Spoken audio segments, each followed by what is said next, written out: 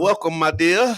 Yeah. To the Tampa Bay Breakfast Club. I'm your brother, John. And this is Kiana. And this program is being brought to you as part of the New Image Project of the Community Development and Training Center, a.k.a. CDAD. CDAD. Yeah. And we like to thank y'all for tuning in. My brother. Yeah.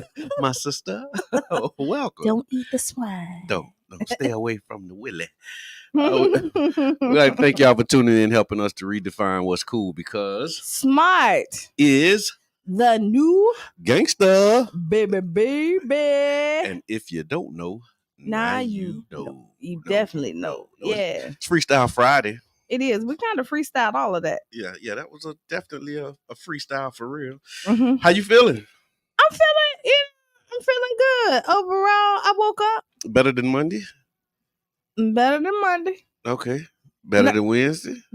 Better than better than Wednesday. Okay. There you go. Oh, we got a caller early. Right off. Like, yeah, couldn't wait. Could not wait. Something happened. Okay, so is that some off-air production?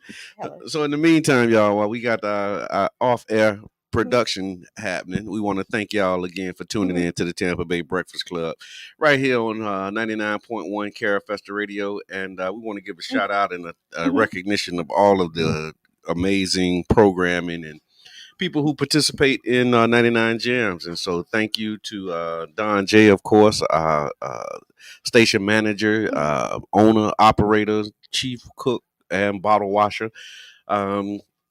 Thank you for what you do. Tony Charles, man, we appreciate you. Sister Hughes, make you lose your shoes. Shout out around the house.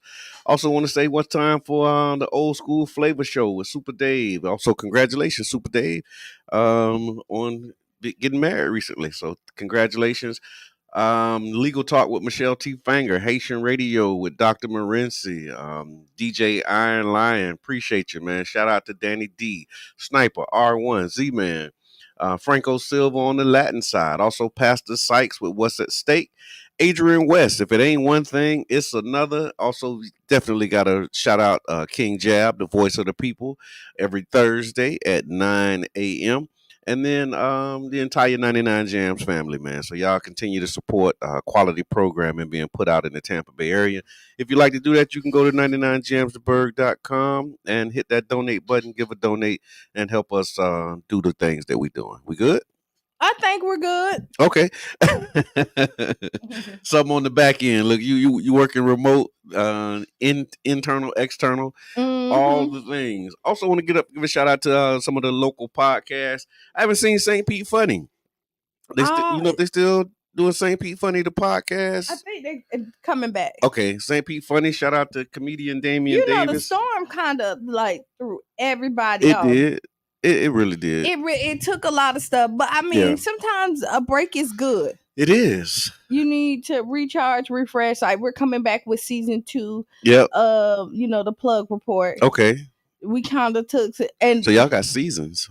Yeah, You doing seasons? You doing whole seasons? Now. I mean, we kind of got seasons, but we just here. We like the song that never ends. We just keep on going and going and going. Yeah. But no, so we're coming back with season 2. And the crazy part is, like, we had planned on taking the Wednesday off of the storm anyway, or the week before the storm. However, it just ended up rolling on. The storm ended up giving you that time that you had planned on taking anyway, right? Yes. I hear that loud and clear, man. So St. Pete Funny, the plug report, of course. That's Wednesday nights, right?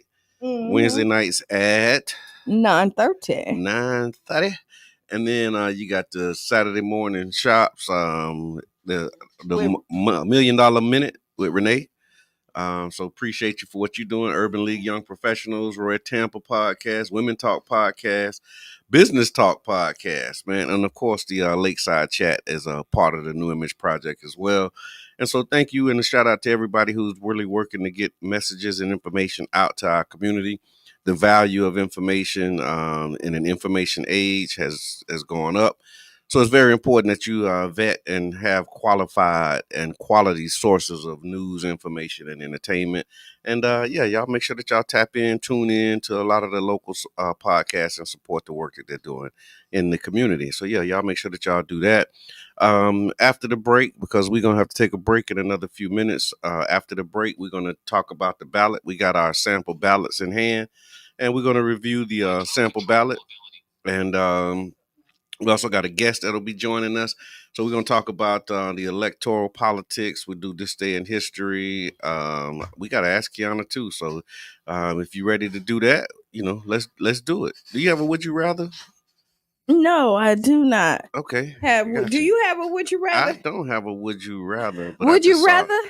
Would you rather? We haven't had you would you rather, in a second. All right, cool. So yeah, so that's where we at, y'all. We here and we ain't going nowhere. This will be a great opportunity for you to like the page, share the page, spread the word with a friend or a family member. Let them know that they own, y'all. Yeah, they own y'all. We good over there? Yeah, we're good in the hood over there. The back end is back up and rolling and doing what it do. Right on. You know what I mean? And then so now we can do what we do. What we do, yeah. Undivided attention. Yes. How about that? Yes. Undivided attention. Yes. That's a hot commodity in information age. Yeah, because Look, had to say it twice. Because everything, it grabs your attention for a second, and then something else is out. Yeah. Right. Yes. And so like you don't really have time to really sit in. Yeah. Focus on something. I'm telling you. I'm learning a lot about that with myself in this recent project that I had. Like I don't want to say that I got ADD, but I know it'd be real hard for me to just focus on one thing, to kind of like to lock in and focus on a specific task for. I think I got a good solid 25, 30 minutes before I start. Like, what is that? What's that? Have you realized like? You probably have more. I do. Right? It depends on the project. Yes. When it's something you're passionate about and and something you can give it more than that. Yeah. When it's something that is tasked on you.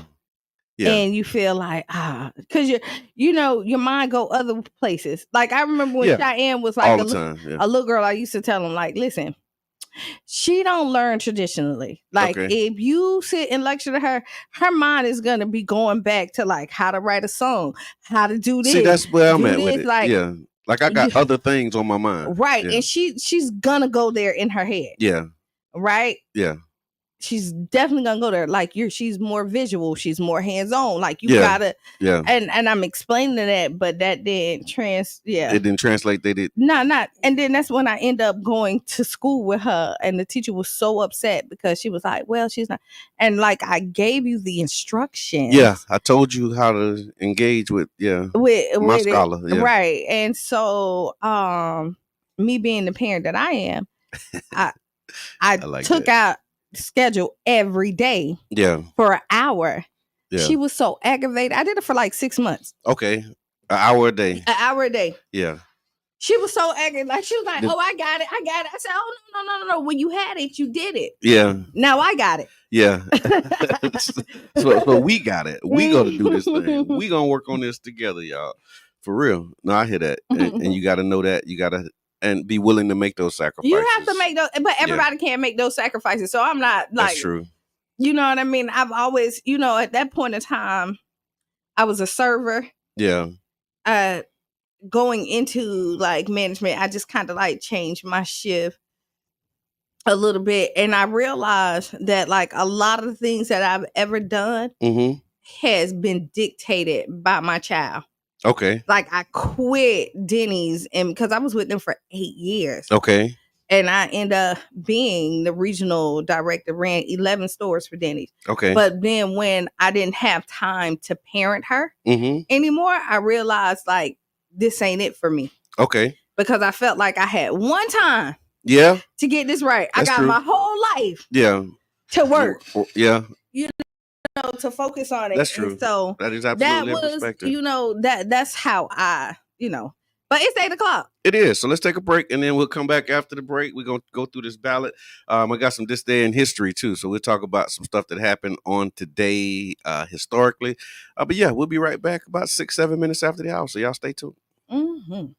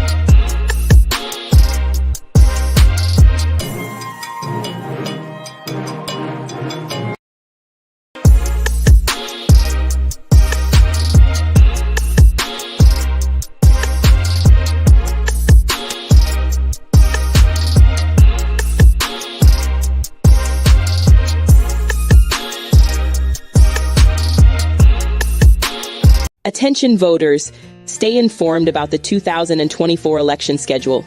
Primary election day is August 20th. Make sure you're registered by July 22nd.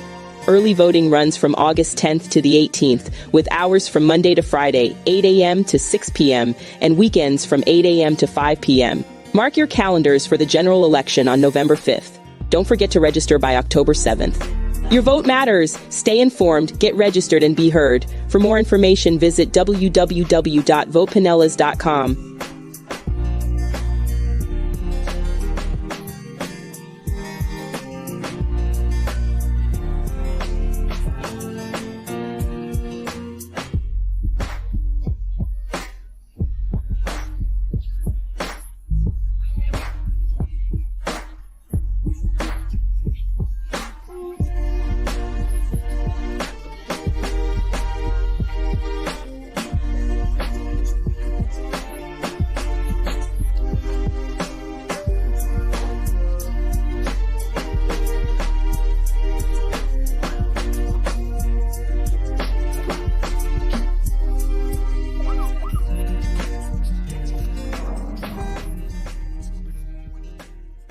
Attention voters.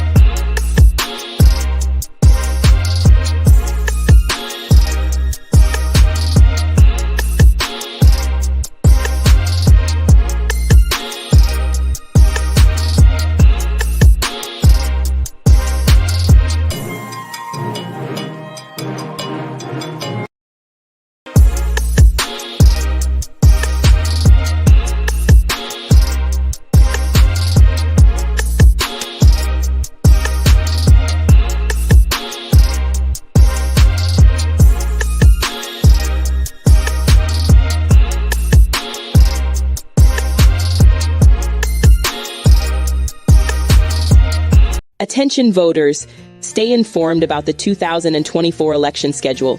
Primary election day is August 20th. Make sure you're registered by July 22nd. Early voting runs from August 10th to the 18th, with hours from Monday to Friday, 8 a.m. to 6 p.m., and weekends from 8 a.m. to 5 p.m. Mark your calendars for the general election on November 5th. Don't forget to register by October 7th. Your vote matters. Stay informed, get registered, and be heard. For more information, visit www.votepinellas.com.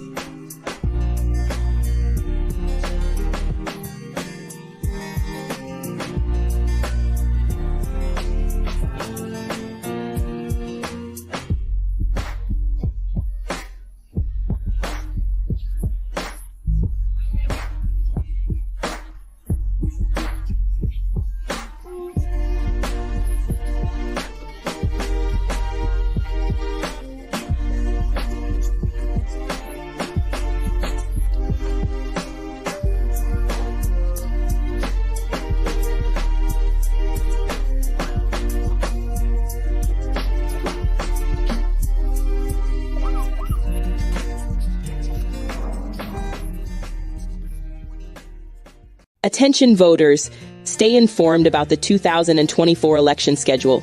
Primary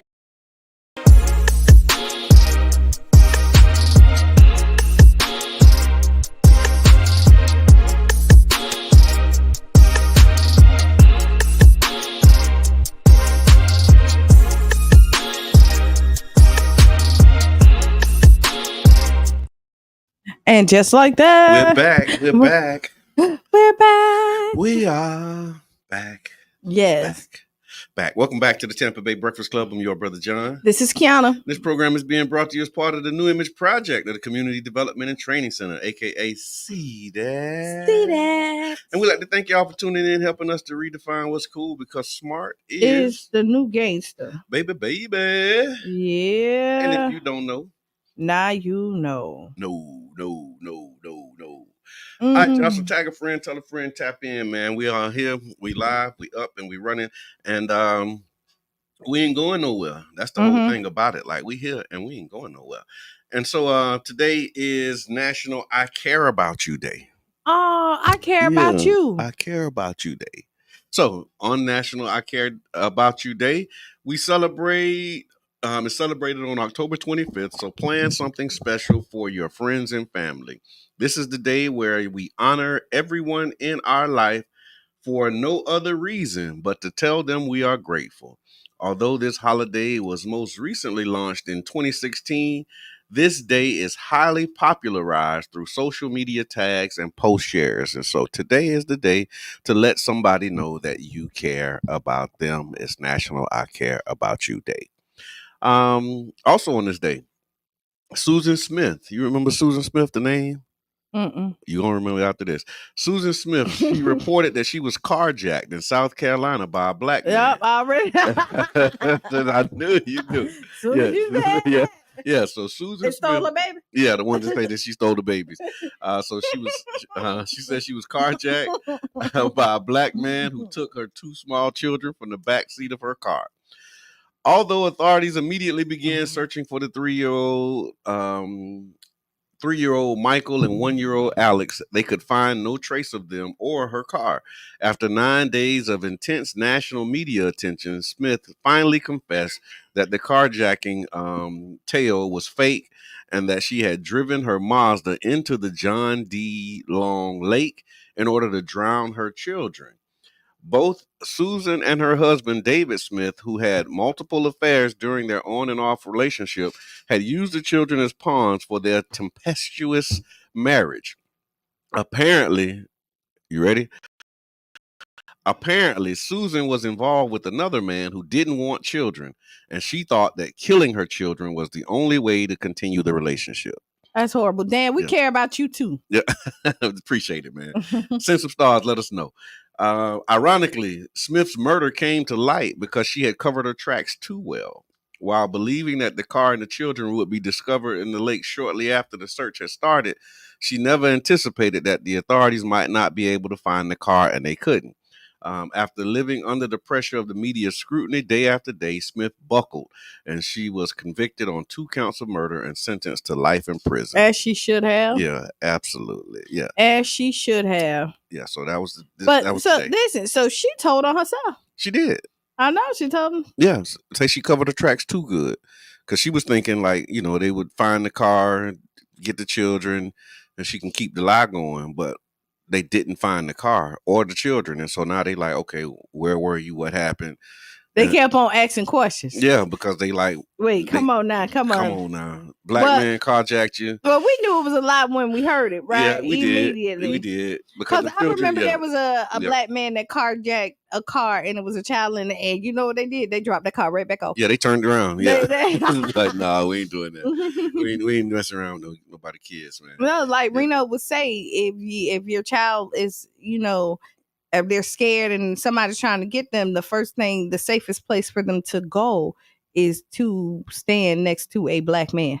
Oh, how about that? Yeah. Oh. Yeah. Yeah, black man got you. Like the black man found the children in the house, going home from McDonald's, and the white girl ran up to him. They escaped from something. And he was like, I know something was wrong. Oh, yeah. Little white girl coming up to a black man. Like, we know that's a problem. So yeah. And then I wanted to turn the page a little bit.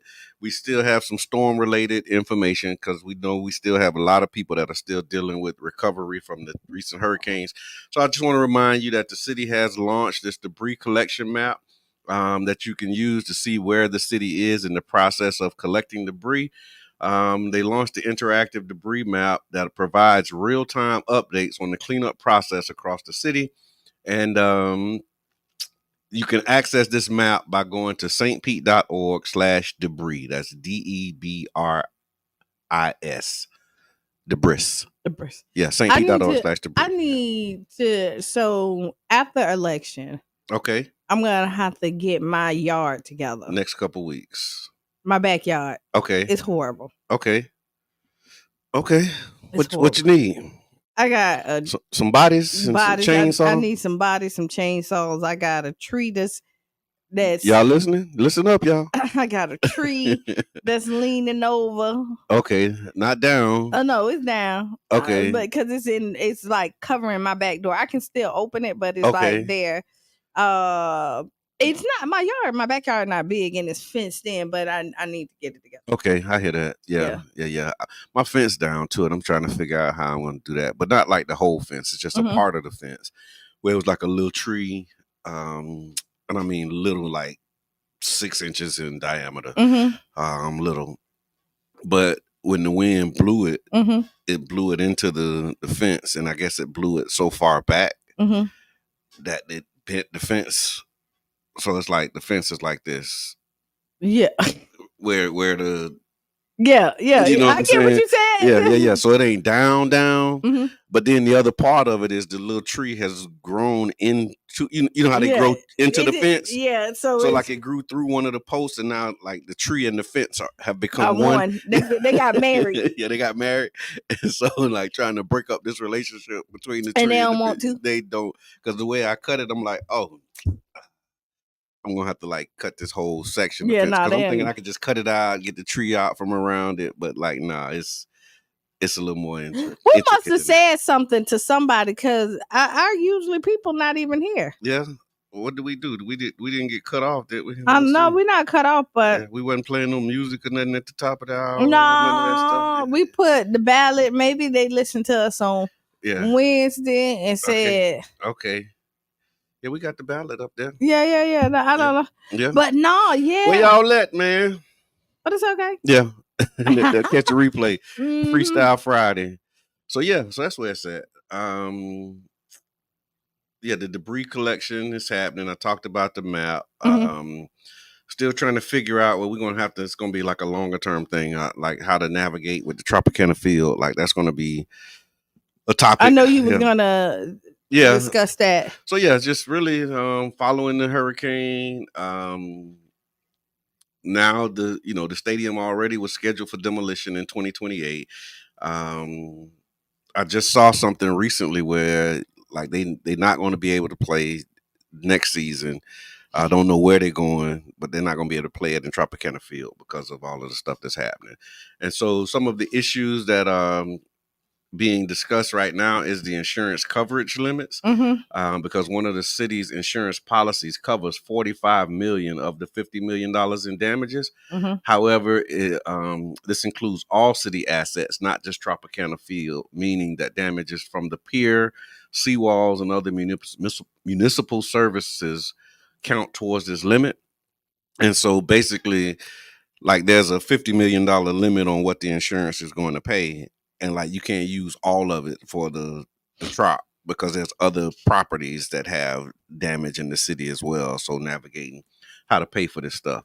Then there's another policy that has $25 million, has a $25 million limit, but there's a 5% deductible on the insured value. So given that the Tropicana's field value is $441 million, that translates to about $22 million as a deductible. The same amount of price that it is to get, I want to say this. Yeah.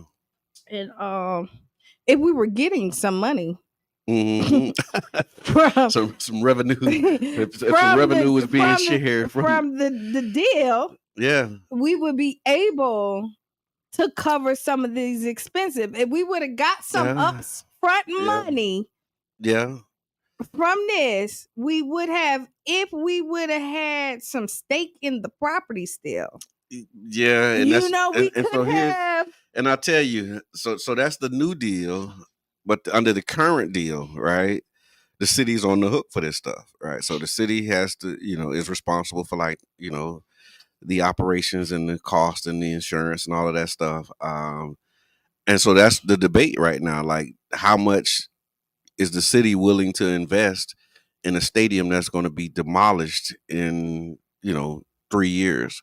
Well, I'm going to say, I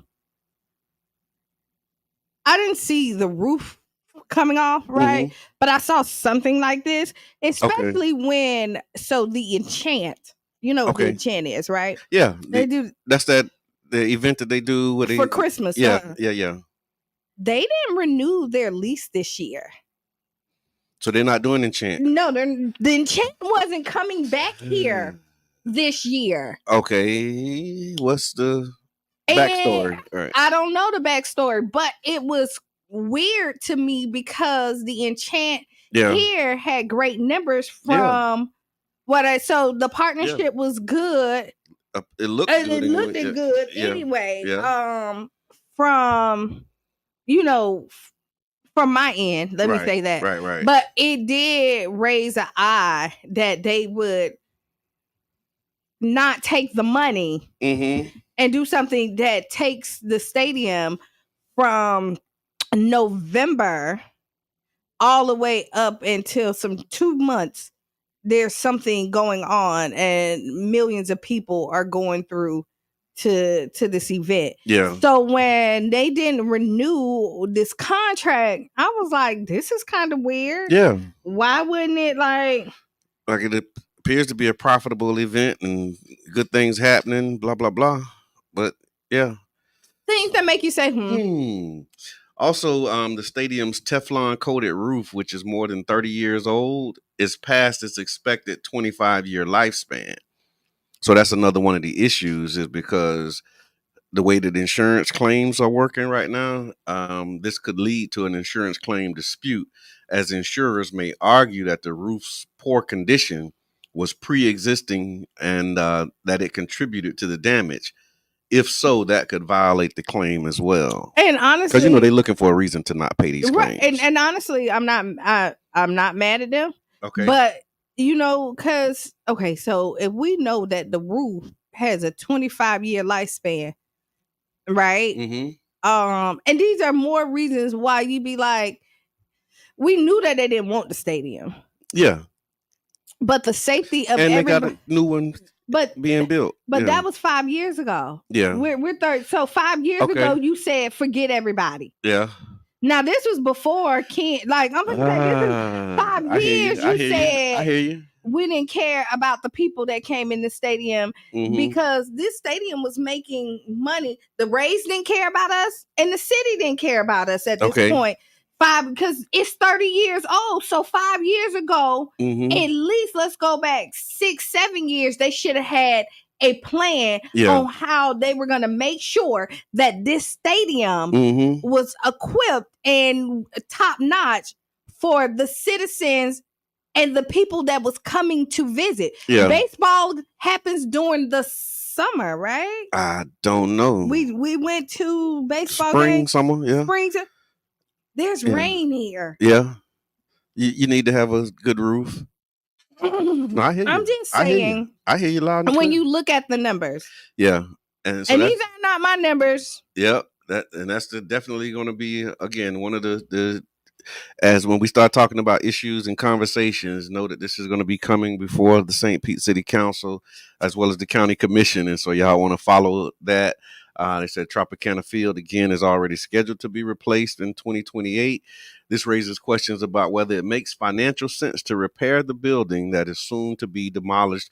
If the cost of the repairs exceeds $47 million, the city may opt not to invest further and leave the raise to find a temporary home. I think they have already decided, because didn't they send out an email to the schools saying that you cannot use the Trop until 2028? They will not resume They will not be resuming graduations until after 2028. So these are things they've already made the decision of what they're gonna do. Yeah. Regardless, y'all, let me tell you, y'all sloppy. so y'all sloppy. Like we don't know if we're gonna fix it or not, but don't book nothing else in here until we tear it down. Y'all sloppy. Y'all can't even. Oh, just think. See, I didn't see that email. Didn't get that part of the report. Thank you for that. Yeah, you heard it here first, y'all. Tampa Bay Breakfast Club. And I don't even have kids in school. Yeah, but they're saying that you got to find another venue for your graduation. And we're not resuming. Yeah. Now listen, I don't have a kid in school, but that's what I was told. Okay. And they have no reason to really lie about the email. Yeah. These are not people. Look, I'll pull the string. We get the facts and have them on. We'll bring them back on Monday, man.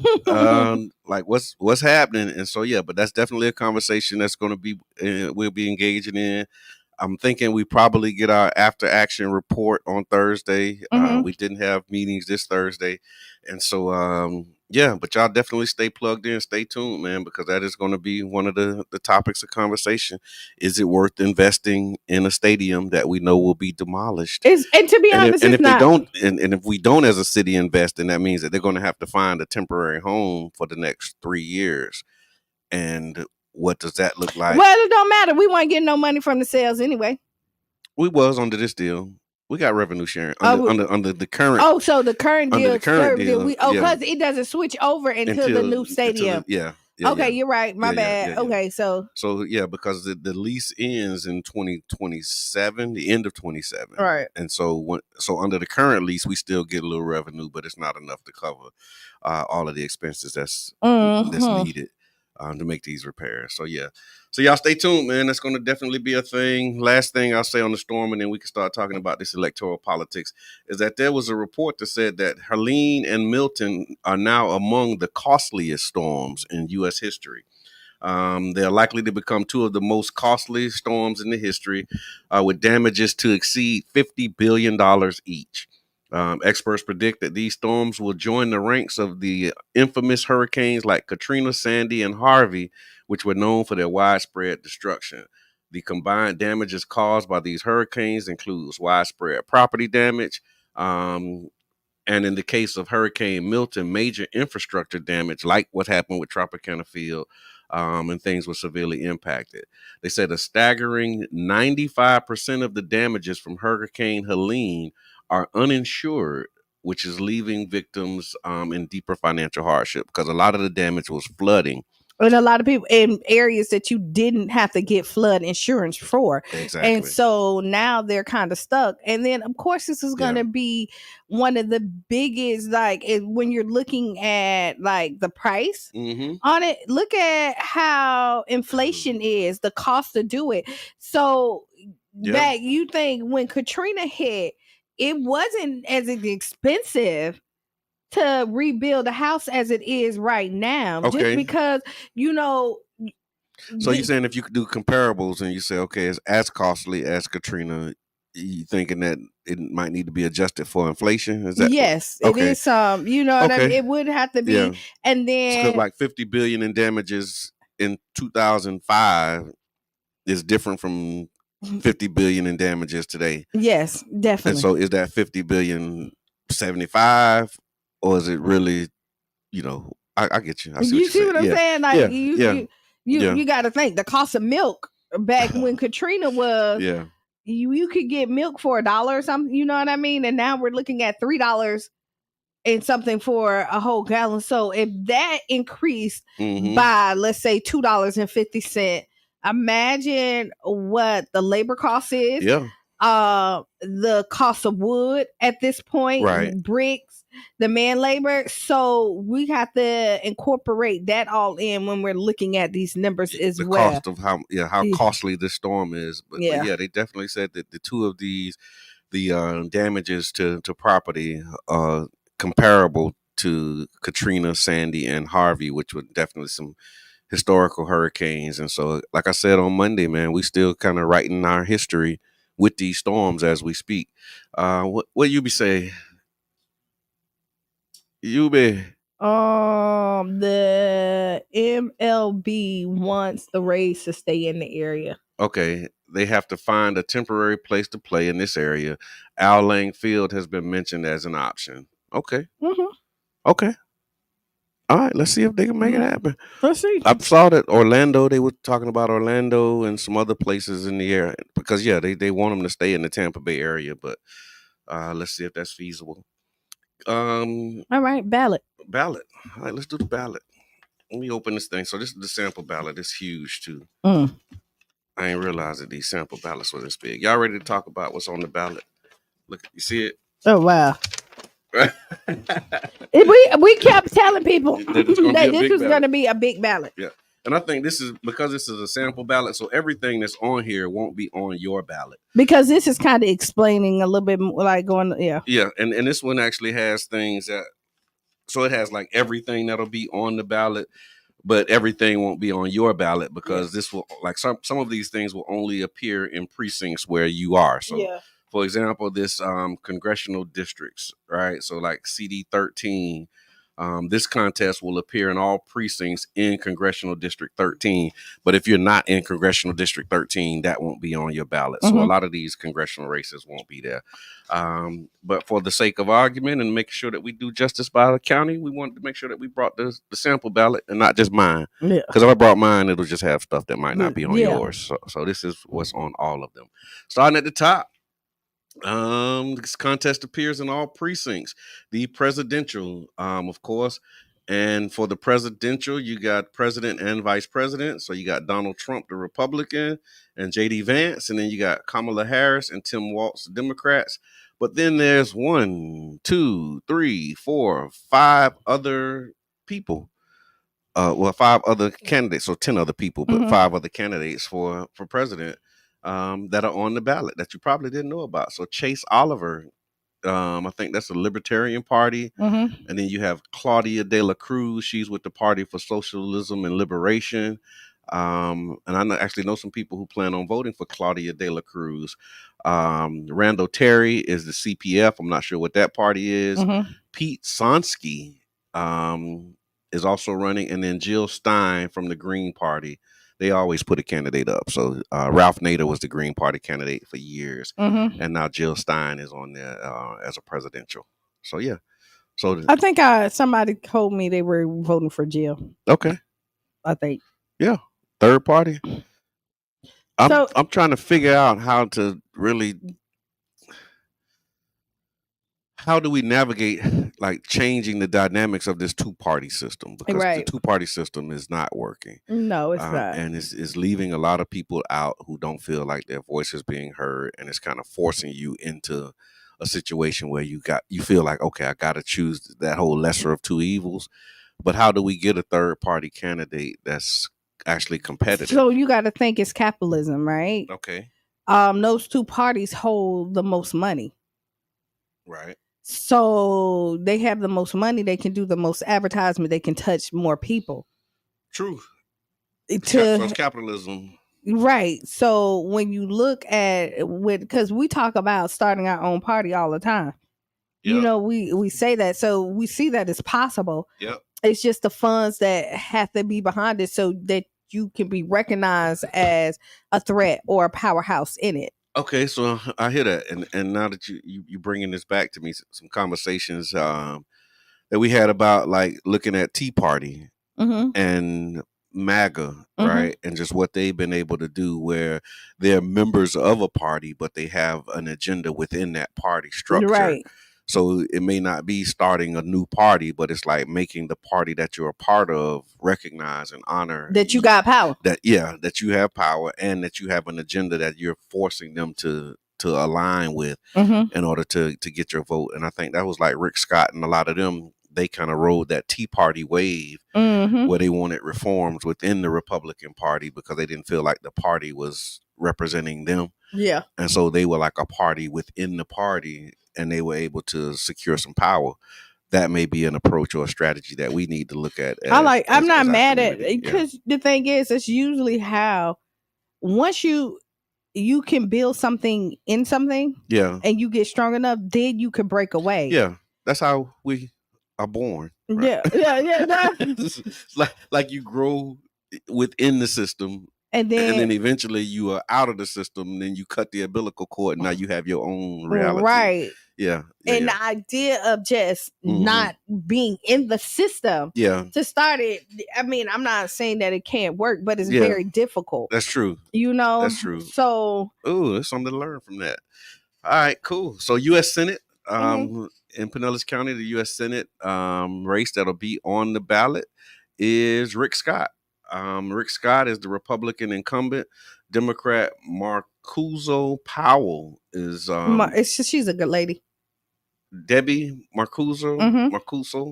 And if you want to hear her policies, and we're actually she's going to be here today in Tampa. Okay. At Casa Kamala at my office. Nice. Tonight around like the doors open at 5. Okay. She should be in around like 6:30. So if anything virtual with that? I don't think anything's virtual set up with it. Okay. But I can find out exactly. But if y'all want to hear what she has to say, come on out. Yeah, that's right. Because she here. And you're right, Yubi. This sample ballot is a book report. All right, and then so in addition to the U.S. Senate, you also have congressional districts, and so congressional district 13. This is for the representative in Congress, and in this race you have Whitney Fox, the Democrat, and then Anna Paulina Luna is the Republican incumbent in that race. And you can see the commercials on that all the time. Yeah, you see them consistently. Yeah, and then you have congressional district 14, which Representative Kathy Castor, the Democrat, is the incumbent, and then Robert Rocky Rockford. Yeah. Okay, Rocky Rockford is competing against Kathy Castor for this seat. And we had Kathy Castor on what was that, Tuesday? She came. Okay. She was in the office. Okay. Yeah. Gotcha. Came in. That stuff need to be virtual, man. I need to be able to see that. Even if we can record what they're talking about, because I mean, this is definitely a book report. Yeah, because it's like some of these I know, but then some of them I don't know who they are and what their policies are.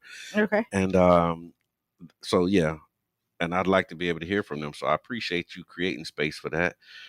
State Senate district contest. So in the State Senate District 21, you have Ed Hooper, the Republican, versus Doris Carroll is a Democrat in that race. Then you have State House District 57.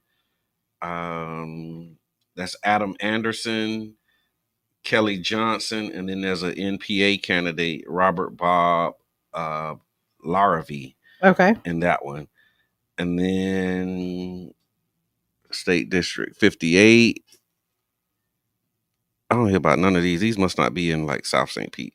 So 58, you have Kim Burfield is the Republican running against Brian Beckman. That's probably not our district. Yeah, right, I'm sure. Yeah, because I don't know any of those representatives. And then you have State House District 60. This is going to be I'm not sure what the shakeout. I don't know if it's going to be close or what, but two candidates, I know both of them. Ed Montanari is the Republican. He's challenging Democrat Representative Lindsey Cross in this House race. So State House District 60, Ed Montanari and Lindsey Cross. And then District 61, Linda Cheney is the Republican and Nathan Broomer is the Democrat. And just for context, Linda Cheney is the state house representative who advocated and was pushing to have the PSTA board makeup changed because she didn't like what was happening with transportation and basically lane repurposing. And so there was like a project that was approved by the residents and stakeholders. And after the residents and stakeholders approved the project, she lobbied to like have the project reversed and overturned, and like really was against like improving transportation options that were in line with the will of the majority of the voters. So she did what she had to do to get the office. It failed. And then her true colors came out afterward. Okay. Yeah. And so she was also the one who was representing the voices of people who were upset that the Sunrunner was bringing people to St. Pete Beach for free. Yeah. And so because of her advocacy and the uproar that she was making on the state level, they ended up stopping the free fares for the Sunrunner early. Remember, the Sunrunner had free fares and they were paying for fares for people to go. But she represents the St. Pete Beach community, and they didn't want to see homeless people coming out there for free. So they made changes. But she's House District 61. Linda Cheney that was some of the positions that she's taken, just in case. And I'm not sure, Crown. I'm not sure if she's related to Dick Cheney at all. But yeah, but her policies and politics, if transportation is your thing and you were following that, then you can see where she was with that. Yeah. And then District 62, we have Nelson Amador, the Republican, running against Michelle Rayner, who's the incumbent, State Rep Rayner. Mm-hmm. And I got to give a shout out to State Rep Rayner. She really came through big for us a lot during this recovery. Yeah. And before that as well. But during the recovery, she showed up real big and was helping us put some stuff out. So she's one of the people that's touchable and like really try to get the job done. Yep. So kudos to you. Yep. Thank you. And then we get into county commission seats. So you got the county commission at large. Mm-hmm. You got Chris Shearer versus Cookie Kennedy. Okay. That's for county commission District 1. And that's a nonpartisan race, right? No, they're showing it. Yeah. I mean, they always show it's supposed to be, but they still show what party you can see what party they're a part of. Yeah, but I think it's supposed to be nonpartisan, but all of this stuff is partisan. Mm-hmm. And then county commission District 3, Vince Norwicki is Republican, running against Charlie Justice, who's the Democrat. And just for context, Vince Norwicki is the one who kind of put all of that stuff out about your brother John, as to my support for Chairman O'Malley, and he was upset, or I don't know if upset's the right word, but he was interested in he was bothered. He was bothered and interested in my personal affiliations, more so than my work in the community when they were having conversations about the appointment for council. And so that's been my engagement and interaction with him. They haven't had a lot of engagement with Charlie Justice, but apparently he's been doing something right. I think he's been there for a while. So he's a Democrat incumbent for County Commission District 3. And then we get into Justice of Supreme Court. So shall Justice Renitha Francis stay in office? Also, shall Justice Meredith Sasso remain in office as well? So Supreme Court justices are on there. And how do you research your judges? How do you make your decision based upon like who to vote for judge? Because that's you really want to know? I do. I call my auntie. On that one. She's a judge. She's a judge. Yeah. So I call her. Okay. Yeah. And I asked her opinion because you gotta let us know what your auntie say about these Supreme Court justices. I will. Because we need to phone a friend. But you can do, you know what? And also another thing, Google, if Rick's, if DeSantis put them in office, I usually say no. Okay. So it's based upon who appoints them? Yeah. But I mean, we've been a Republican state for a long time, and the judges a lot of times, not all, but don't work in our favor. So if you at this point, if you're unsure, I say no, because we can start over. Okay. Right. Yeah. So you know how the judges work is that the governor appoints them and then we keep them in office. So we can say no, that we don't want them there, especially when you're looking at the tough crimes, the sentences and things that's been happening to our community. So okay. No, I appreciate that. That's a great perspective. Hold on. And here's a question, and I think it's a very good question. It says, I do want to ask, if the ballot comes in the mail, will it be labeled official sample ballot? I have gotten ballots with the label sample ballot written on it or typed on it. And so I wanted to ask the question specifically. Thank you for your presentation. As always, the love for the community. Appreciate you too, big brother. So yeah, it will say sample ballot on the top of it, and it's going to be huge. So it's like, if you're getting a sample ballot, this is what it's going to look like. But your mail-in ballot will not say sample ballot, but it's too late to get a mail-in ballot at this point. Okay. And even if your mail-in ballot has not came, I'm gonna say go and do the early voting or wait for the day of. If you have your mail-in ballot and you have not mailed it in, because the mail is behind, I would suggest that you fill it out and go drop it off, because I'd never mail my mail-in ballot, just so you know. You don't have to. I fill it out and then I take it and drop it off. Right. And honestly, if you don't have it. But here's the thing, you can't take it to a polling location. You have to drop it off at the supervisor of elections office. Yes. That's the only thing. But I'm always in and out. You know what I mean? It's easy to go ahead and do it. And if you don't mail it off by Monday, by this Monday, I highly suggest that you go and walk it in, and put it in, because if I'm not mistaken, if that ballot comes in, regardless of what that date say, stamped that it was prior to November 5th, if it shows up on November 6th, it does not count. Okay. So you want to make sure so it's not based upon the stamp? No, it's not based upon that stamp. Okay.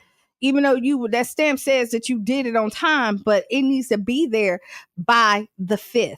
Okay. So and with the storms, I'm going to stress this, with the storms, everything is backed up. It'll take you go out. It might be a little bit inconvenient for you a little bit, but go to one of the early locations for early voting and drop that ballot off. Right. Okay. Yep. And I want to address Yubi's comment too. It's a very good comment.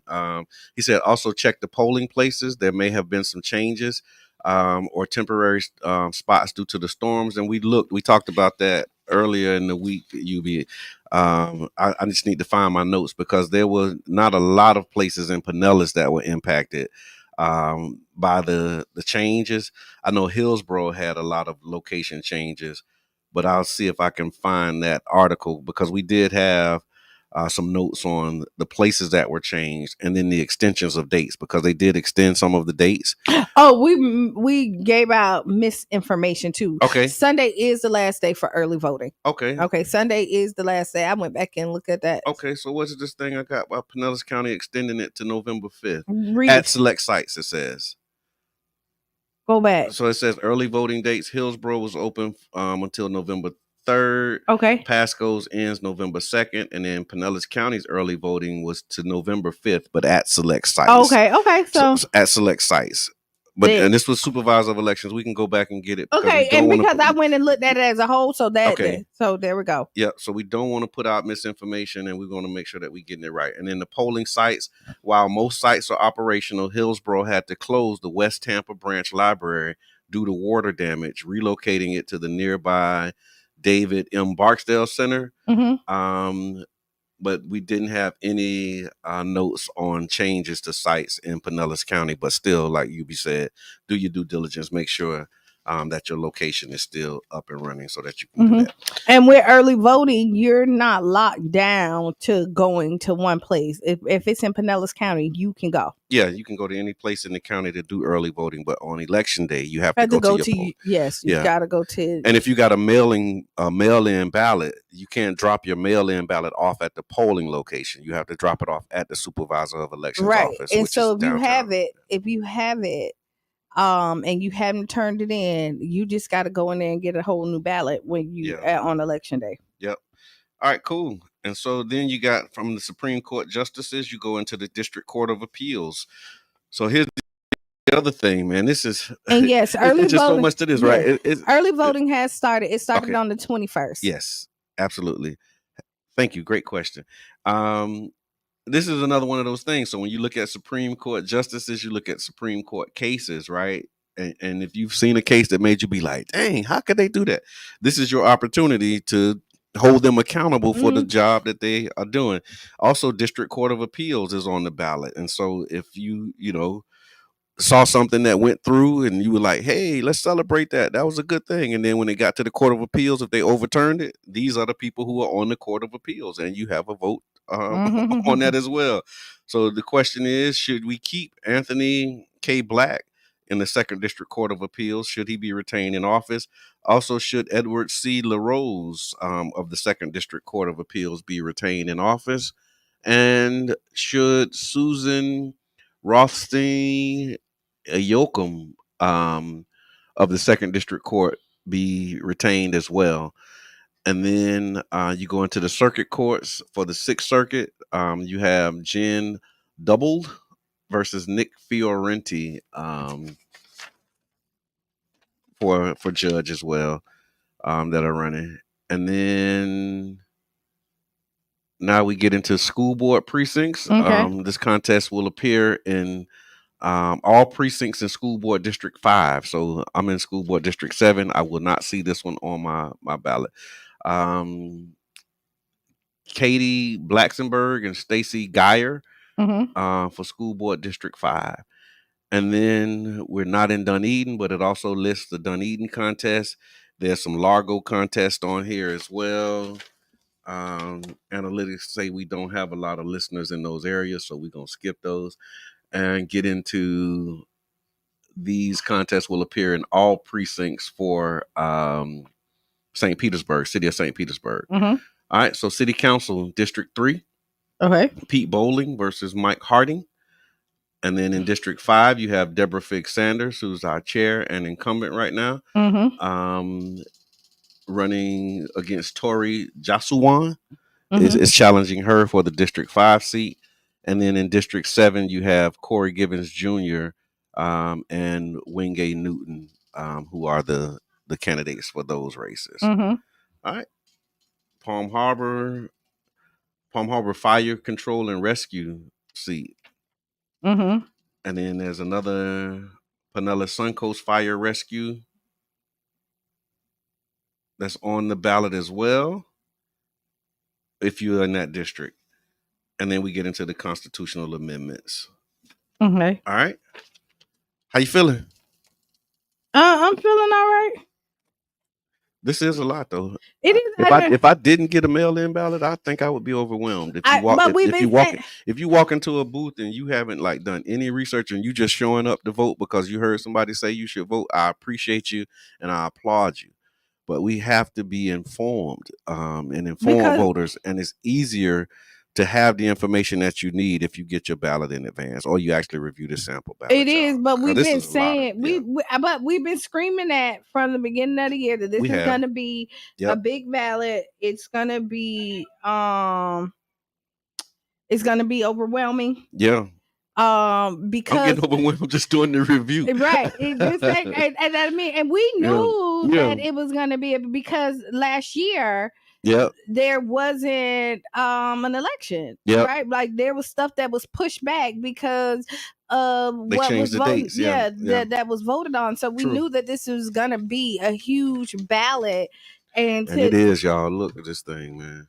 And to go in there now, like there are slate cards that you can get. Okay. That kind of tell you can go to the DC or wherever you. Yeah. And that's usually that's kind of like the default setting. And so what and this is the space that we've been advocating to get out of, right? Right. Where you just walk into a booth and you just you following the party line. They call it down ballot voting, and that's cool. I mean, if that's what you're into. Some people like that. Yeah, some people like okay, we're just gonna vote my party all the way down the line.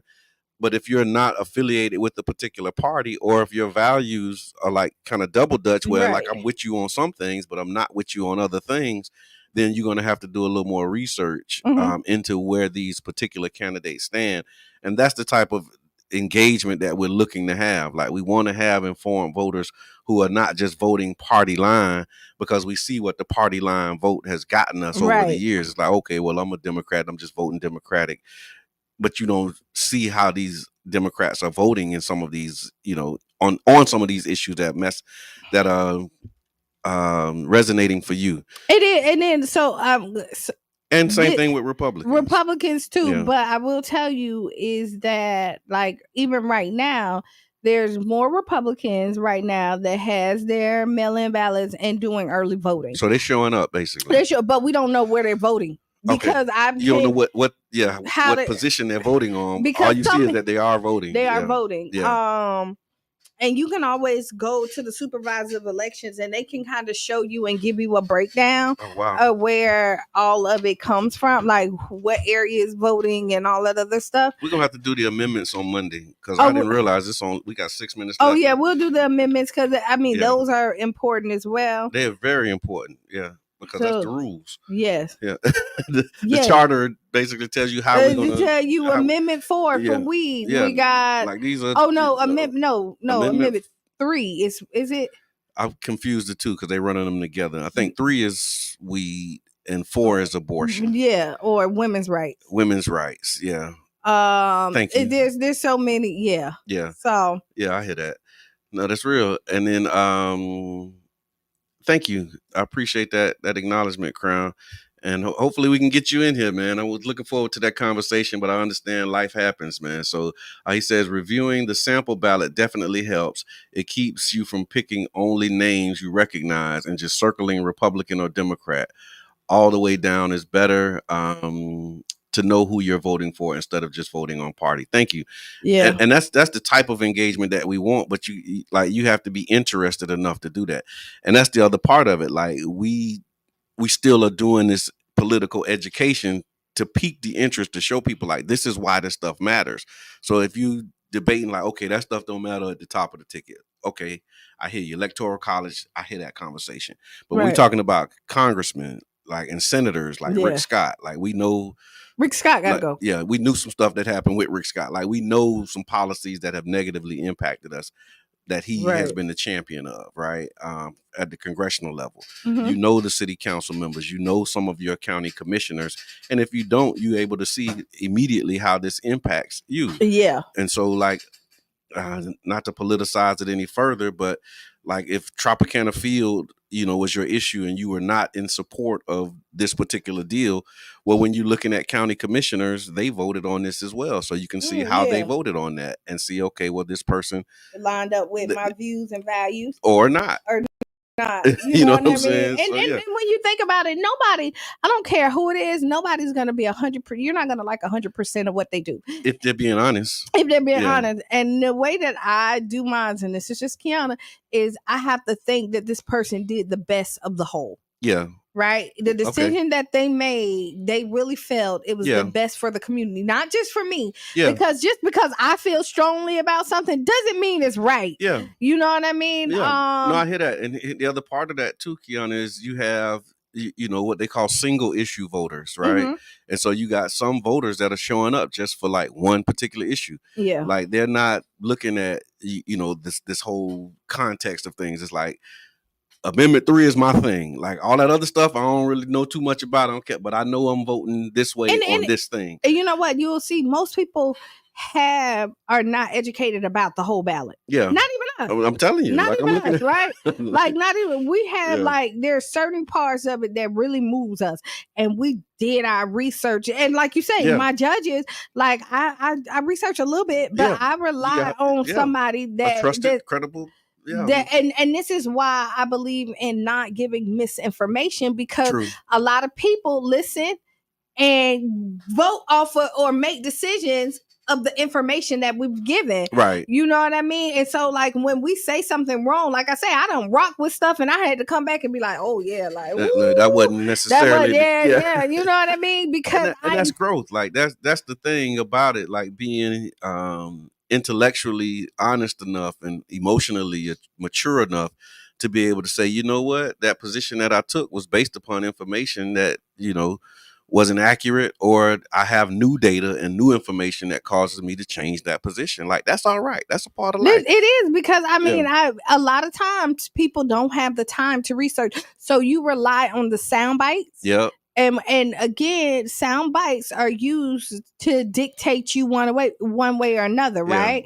And to pull your heartstrings. I think the best way to use a soundbite is as a prompt in your research. So if you hear this particular line in a thing and you like, if it moves you emotionally, then I think that's a great opportunity to double click and say, okay, well, let me find out more about this, because this is moving me to feel a certain type of way. And so if you're moving into a feeling space based upon a talking point, that's a great opportunity for you to research that point and get more information, so that okay, this is either valid, I should be angry, I should be upset, or you know what, that was some BS and it was just used to get a click on. I was talking to someone and was like, oh, I'm not voting. And I'm like, why? And then it was like, well, they went in to say, well, I saw that Kamala didn't overturn, somebody that was convicted, and they found out that, and I'm like, who is the person? Because I've heard that, like, give me the name, because I want to research it, because it's probably not what you think it is. Yeah. You know what I mean? And if it is, give me, like, tell me what it is so I can go research it. Yeah. And then I also and not just like throwing this thing out right there, and that's the reason why. And you've already made your decision based upon something that you haven't researched. Like, well, I don't know that, but that's what I heard, and that's why I'm not voting. It's like, okay, well, it sounds a little premature. But people do that and they rock with it. But I'll say, I also know I give people grace, right? I personally give people grace, especially with these things, because this is a lot. You got like, if in your lifetime you made 5 bad decisions that I know of the 30 that had to be there, then that's human error. Like, that's the grace that you get. But if it's more on this side than this side, then that's who you are. Like, in my life, I done made decisions that I'm not proud of, that people did not like, but I know that I'm a good person. Yeah. You know what I mean? I said that too, and then we got to land this. Oh, yeah, we got to go. It's 9 o'clock. It's 9 o'clock. Oh, it's landed.